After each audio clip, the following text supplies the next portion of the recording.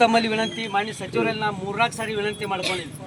ನಮ್ಮ ಜಿಲ್ಲೆಯಲ್ಲಿ ಬಹಳಷ್ಟು ನೇಕಾರರ ಸಮಸ್ಯೆಗಳು ಗಂಭೀರವಾಗಿದಾವೆ, ಜಟಿಲ ಸಮಸ್ಯೆಗಳಿದಾವೆ. ಅದ್ರ ಬಗ್ಗೆ DC ಅವ್ರ ಜೊತೆ ಒಂದು ಸಭೆಯನ್ನು ತಮ್ಮ ಅಧ್ಯಕ್ಷತೆಯೊಳಗೆ ಮಾಡ್ರಿ ಅಂತೇಳಿ ಕೇಳ್ಕೊಂಡ್ರು ಸಹಿತ ನೀವು ನಮಗೊಂದು ಅರ್ಧ ತಾಸು ಸಮಯ ಕೊಟ್ಟಿಲ್ಲ. ಆದರೆ ಇವತ್ತು ತಾವು ವೇದಿಕೆಗೇನ ಬಂದಿರಿ, ನಮ್ಮ ಸಮಸ್ಯೆಗಳ ಬಗ್ಗೆ ಆಲ್ಸಕ್ಕೆ ಬಂದಿರಿ. ದಯವಿಟ್ಟು ಇದನ್ನು ಮುತುವರ್ಜಿ ವಹಿಸಿ. ಈಗೇನು ನಾವಿಲ್ಲಿ ಧರಣಿ ಕುಂತೀವಿ, ಇದು 25ನೇ ದಿವಸ. ನಾವು ಮಾತ್ರ ಒಂದು ನಿರ್ಣಯವನ್ನು ಮಾಡೀವಿ. ಇದು 2017 ನಾವು ಸೈಟ್ ಕೊಟ್ರಿ. ಅದಾದಮೇಲೆ ನಾವು ಗಂಜಿ ಹೋರಾಟ ಮಾಡಿದ್ವಿ 17 ದಿವಸ. ಅವಾಗೂ ಸಹಿತ ಇಲ್ಲ ನಿಮ್ಮ ಕೆಲಸ ಮಾಡಿಕೊಡೋದು ಅಂತೇಳಿ ಎಬ್ಸಿದ್ರು. ಅದು ಹಂಗೆ ಉಳಿತು. ಪಾದಯಾತ್ರೆ ಮಾಡ್ಕೊಂಡು ಹುಬ್ಬಳ್ಳಿ ಕಚೇರಿ ತನಕ ನಾವು ಪಾದಯಾತ್ರೆ ಮಾಡ್ಕೊಂಡು ಹೋಗಿ ಮನವಿ ಕೊಟ್ಟು ಬಂದೀವಿ. ಅದಕ್ಕೂ ಯಾವುದೇ ರೆಸ್ಪಾನ್ಸ್ ಇಲ್ಲ. ಇವತ್ತು ಇಷ್ಟು 25ನೇ ದಿವಸಕ್ಕಾದರೂ ತಾವು ಬಂದಿರಿ.